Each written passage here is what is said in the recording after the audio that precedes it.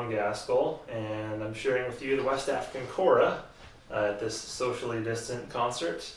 This program is specifically for the Franklin Public Library in Massachusetts, and the Kora here usually has 21 or 22 strings. It's an instrument that is native to the Mandinka people, primarily living in the countries of Gambia, Senegal, Mali, Guinea, and Guinea-Bissau. There are some others as well. I learned Kora over the course of 3 trips to Gambia in 2008, 12, and 18. So most of the songs that I'll play for you are ones that I learned from the teachers that I worked with while I was there. And then between the songs, you're going to get to learn quite a bit about the Kora as well. So I hope you enjoy. This first song is one that I wrote, and it's called Somanda. Somanda is a Mandinka word, and I learned a lot of Mandinka singing to these songs. So Somanda, which I wrote about 6 years ago, I was inspired to write when I was getting up very early in the morning for work to be doing trail maintenance and construction work in the Great Smoky Mountains National Park, which is about an hour away from where I am currently based in Asheville, North Carolina.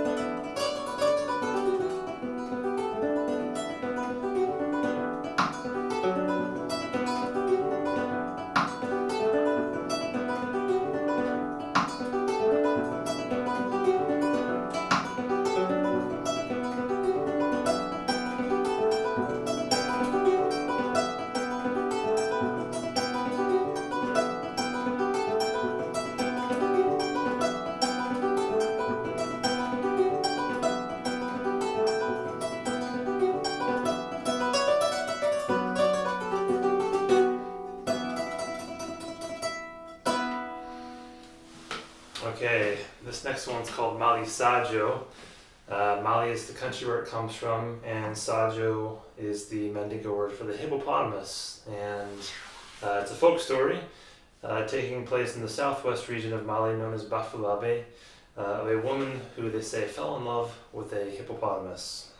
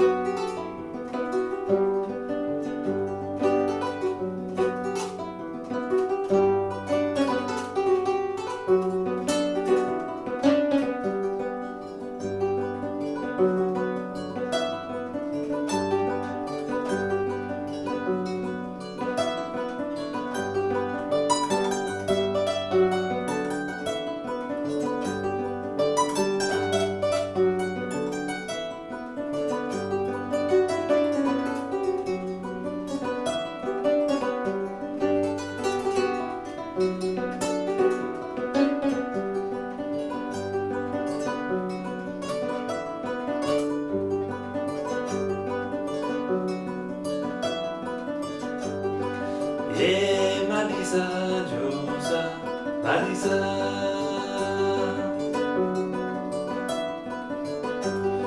Bafuna me Malisajo, Malisa.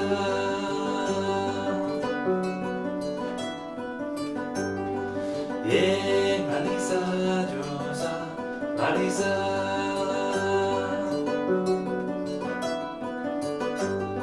Bafuna me Malisajo, Malisa.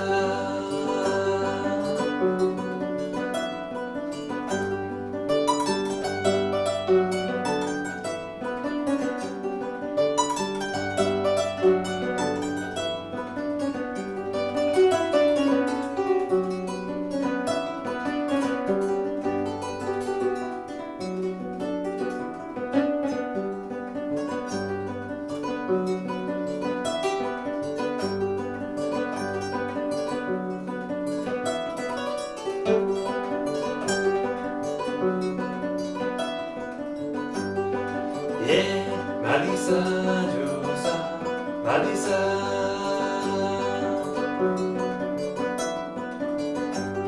Bafuna me Malisajo, Malisa.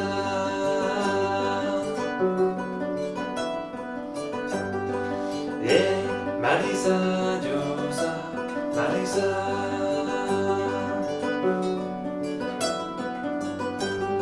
Bafuna me Malisajo, Malisa.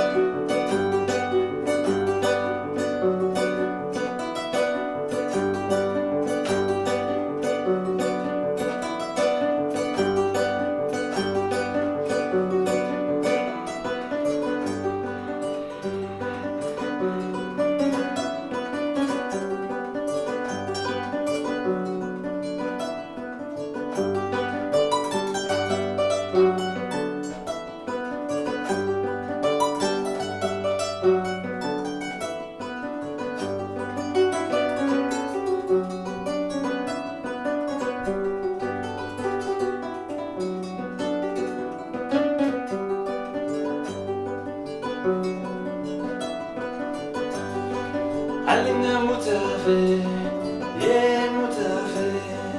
Alinga mutafe, alinga mutafe.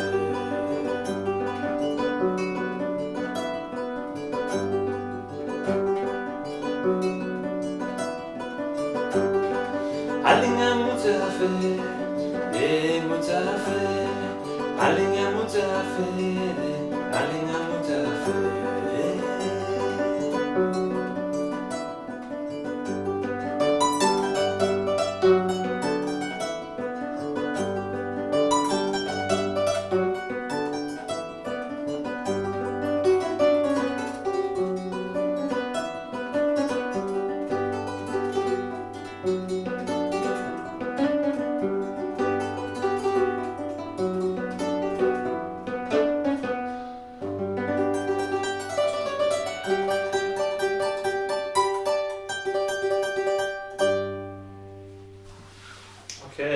this one's called Nankamanjan, and this is an 800-year-old tune about Nankamanjan Kamara, who was someone who held a lot of wisdom, so much so that the very first emperor of the Mandinka, back in the mid-1200s, came to Nankamanjan for advice on how to best move forward with the expansion of the empire.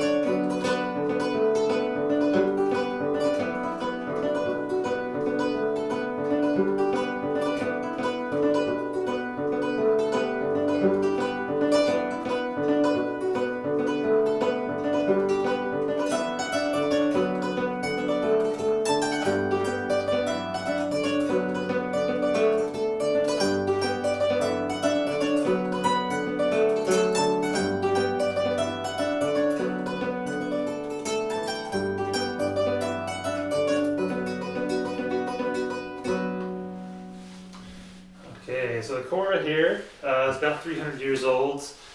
Historically, a lot of the music dates back 800 years, as many as, I should say. And you can see there's quite a few things that go into making a Kora. So down here at the bottom is the calabash, which grows in the ground like a pumpkin. So they pick it off the stem, and then they have to cut it in half and de-seed it and take out all of the wet, gooey material that lives inside. And then you would have to haul it out, let it dry in the sun for a couple of weeks. And that point you'd stretch a wet animal skin to nail over the gets stretched over the open half and then nailed to the round half with upholstery tacks. It's very important to apply the skin while it's still wet, because if it's at all dry, it's probably going to crack and you'll just have a cord that won't work. Once the skin's on, you would cut 3 holes into the calabash, and 2 of those are so that the neck that I'm holding can slide through the top down to the bottom, right here. And then the 3rd hole is cut for 2 reasons. One is so that sound can come out, and the other is so that money can be put into the hole during these performances. There's a lot of praise singing that takes place, which is why that happens, and we're going to get into all that a little bit later. So you would slide the neck through, and you have to secure it in place with an iron ring at the bottom, which is probably hard to see from your angle. The easiest way to get that through would just be to put a power drill through the bottom of the neck to create a hole. Most of the kora makers that I knew in Gambia didn't own drills. So they would heat the ring up in a fire, like the cooking fire, or in a tin, like an aluminum tin that was used to brew a traditional tea with, called a taya. So they'd put it in hot charcoal there. And they'd put a glove on one hand and hold it up against the wood, while they took a hammer with the other and started pounding it into the wood to basically burn a hole into the wood. Once it cooled down, they would slide it through and secure it in place with some nylon rope. And then the anchor strings would go on first. Those are the shorter, dark ones down here. And then the plucking strings would get tied off to those, and then up to the tuning rings along the neck here. The bridge is not actually fixed to the instrument, so the bridge holds the strings off of the animal skin. So if I was to loosen all the strings, the bridge would simply come off of the instrument. So you also have 2 handlebars, so you have to make incisions into the animal skin for those, and they get put over the top of a crossbar. It's just 1 bar right here, so 2 incisions for that as well. So you have a total of 6 incisions in the animal skin, and the 2 handlebars and the crossbar, they help tighten the animal skin as well, which is really good, because the tighter the animal skin is, it means the less tuning work you're going to have in the long run. So if you have a really loose animal skin, during the change of seasons, whenever the weather changes, that skin fluctuates, and so that's going to change the positioning of the bridge, which then will shift the positioning of each of the 22 strings. So it's a lot of work to keep in tune. So I've got 2 koras with me here today. This one, which is a traditional model that you would see if you were in West Africa, and I have another one which I'm going to hold up in just a moment, which was made in the States. And there's 4 major differences between the 2. They are the type of animal skin that's used, the wood materials, string materials, and lastly the tuning system. So this kora here, being built in Gambia where I studied, uses cow skin. Never seen anything more than that used over there. The wood is called kano. The strings are fishing line, which has been used for 100 years. So before 1920, they used antelope hide, like the skin of the antelope. And then lastly, with the tuning system, we have tuning rings called konso. They are also made of cowhide. Each string gets wrapped around a few times and tied off. And then to tune, you physically have to move each of these up or down the neck. So by moving them up, you're putting tension on the strings. That's going to raise the pitch, and vice versa if you go the other way. This kora, being built in the States, was built by an elk farmer in southern Oregon. He used elk skin instead of cow. There's 2 types of wood that he used, Honduras mahogany and padauk. Rather than using fishing line for the strings, he used harp strings. And lastly, the tuning system is very different in that it does not use the konso cowhide tuning rings, rather wooden tuning pegs that you twist like you would on a guitar, and that changes the pitch. So it's a bit easier to tune. This song is called Tabara, and it's a 200-year-old tune, maybe a little more than that even, about Tabara Njai, who was a woman of Fulani descent living in eastern Gambia.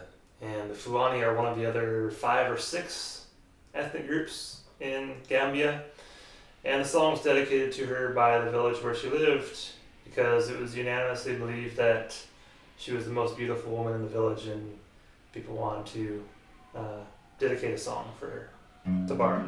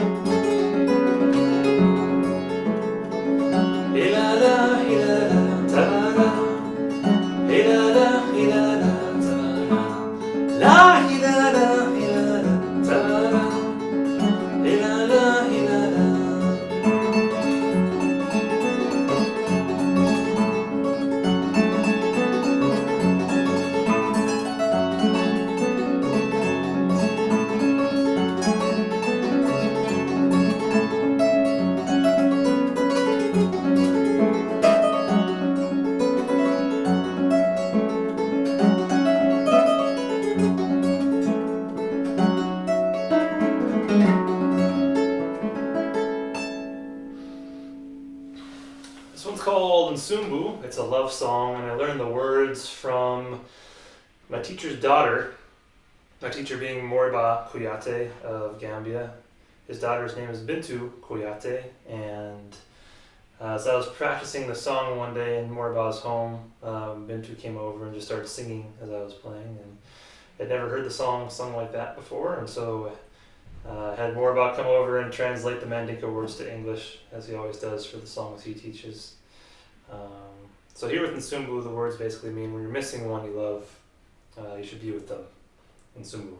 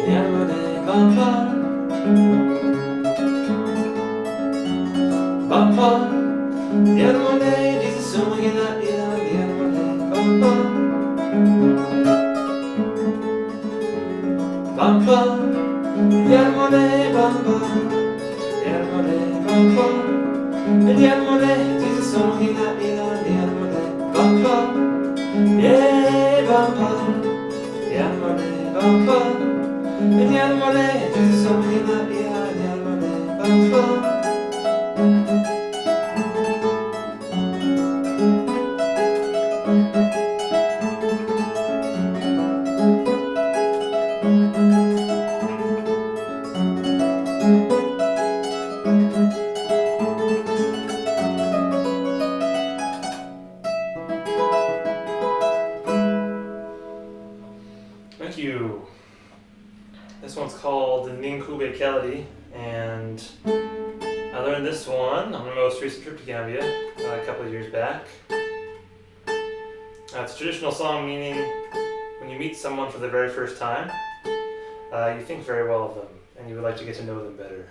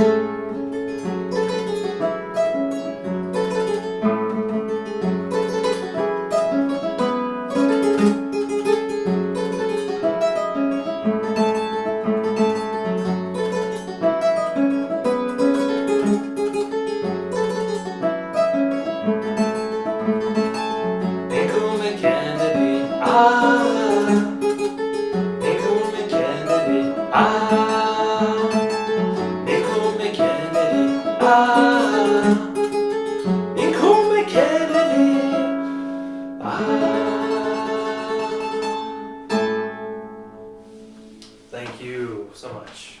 I'm going to talk a little bit about the people who play these instruments next. These people that I refer of are part of what some might consider to be a class system that exists. So oftentimes people are born into families that do certain things for their work throughout their entire lives.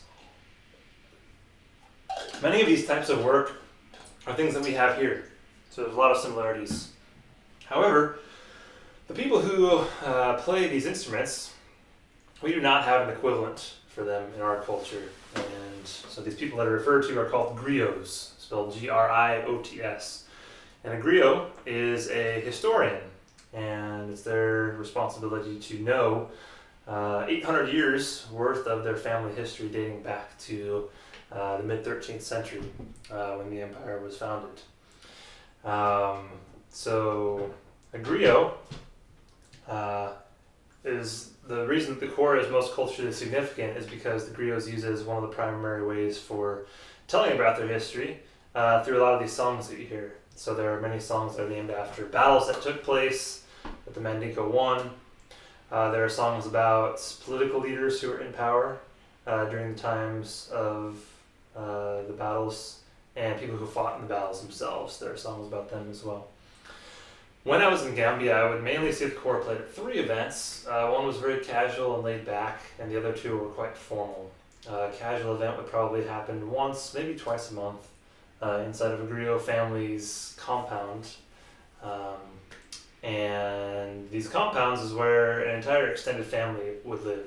Not just the griots, but everyone that I knew lived with their extended families. So you would have these compounds with maybe 8 to 30 people living together. So each immediate family, being a mom and dad and kids, would have a room to themselves, or maybe even 2, on the exterior walls of the compound, which were concrete. And so those rooms would be covered with like a corrugate metal layer of roofing attached to the concrete with palm wood.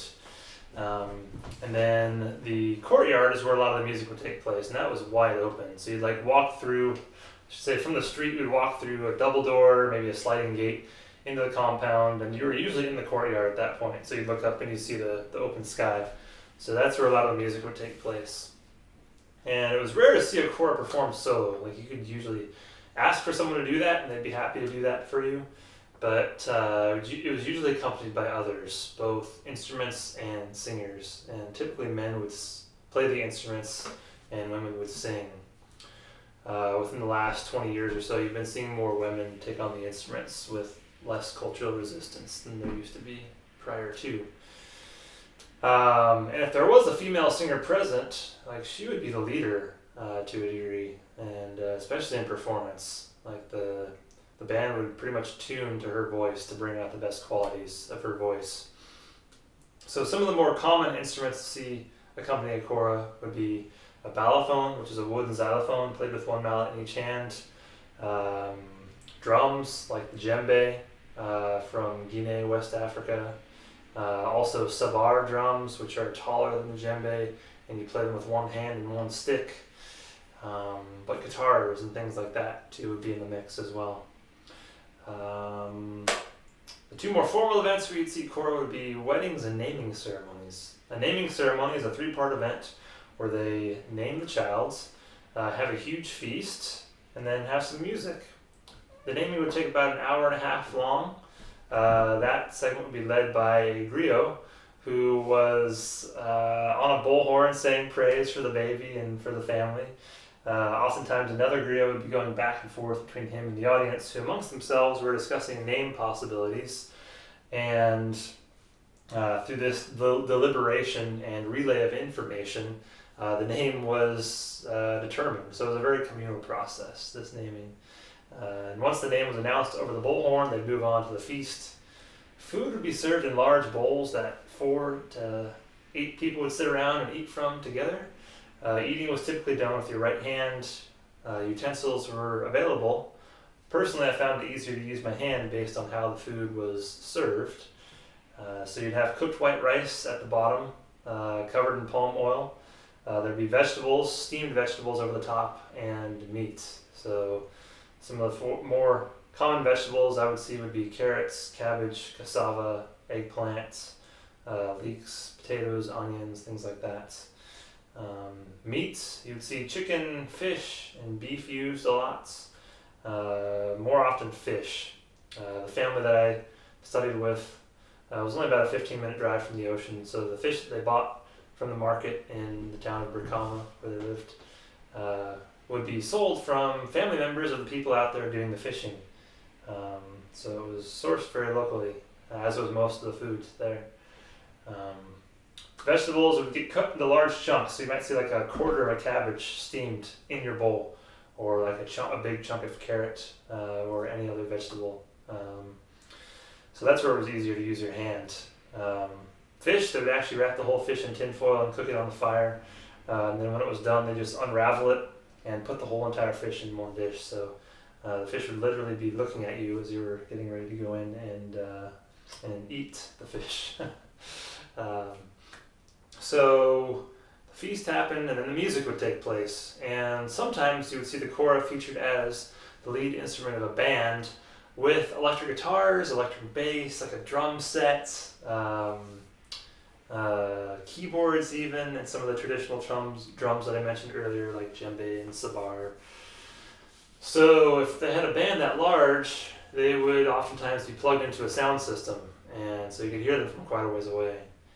Unlike the actual ceremony during the day, whether it was a wedding or a naming ceremony, you didn't have to have an invite from the host family to come. So if you heard the music from a ways away, you could just walk into the home where it was being held, and the family would welcome you in for a few hours of music. The bands who played at them, they make their living. A lot of them would make their living going around and playing at these. The family that I studied with had 4 members who were part of a band, with another 4 from another Griot family who lived right next door. And they probably played out at maybe 3 or 4 naming ceremonies a week and a couple of weddings. So they were out 4 or 5 days a week, 4 or 5 nights, I should say. And so in order to get paid, they'd really have to engage the audience. So they'd set out like a 5-gallon tub in front of them. And so a lot of times money would go there. Sometimes it would go into the sound hole of the kora, as I had mentioned previous, right into here. And so the reason that exchange takes place is because there's a lot of praise singing that happens. And so let's imagine for a moment that we're in Gambia listening to a performance, and the name of the song is, let's just say, Frank Jones. So the kora player, when he starts singing eventually, or when the female singer starts, they may be saying something to the effect of, anyone from Frank Jones' family, back in the year, let's say, 1382. Here are these 3 things that Frank did for our people that was so important. And I'm going to talk about this for the next little bit. So if any of you out there are in the Jones family lineage, please come up and show your respect in the form of a cash payment. And so the reason that type of monetary exchange takes place is because the people really value the fact that the Griots are literally the safekeepers of the history, knowing almost 800 years worth. Like a Griot can literally ask for someone's last name and be able to tell them about where their ancestors lived dating back 800 years. And so the fact that they're able to do that means a great deal to the people. And they want to see their culture preserved, and so they want the Griots to be financially supported for being the safekeepers of their history. So.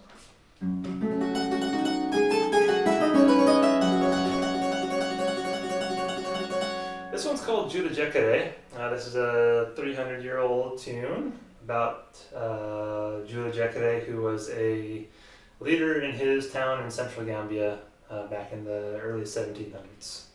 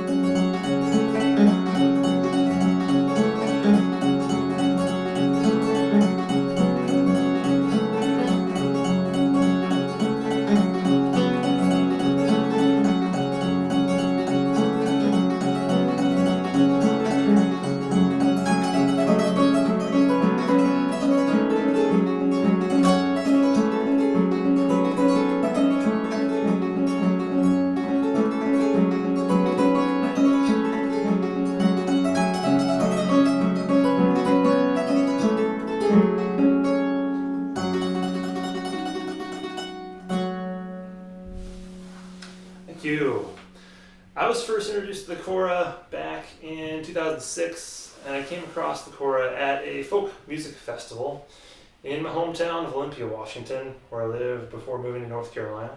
And that's when I first heard Kane Mathis perform on the Kora, and I absolutely fell in love with it. And so Kane, like myself, is American. He's an American student of the instrument. So he's been to Gambia many times before. So I talked to him after one of his shows and figured out he was willing to teach. So I was able to acquire a Kora, not an easy task at that, from a guy who had just gotten back from Gambia 14 years ago. And so I went up to Kane and started having lessons. I went up there once every couple of months for about a year to year and a half. And then in January of 2008, I took my first of 3 trips to Gambia.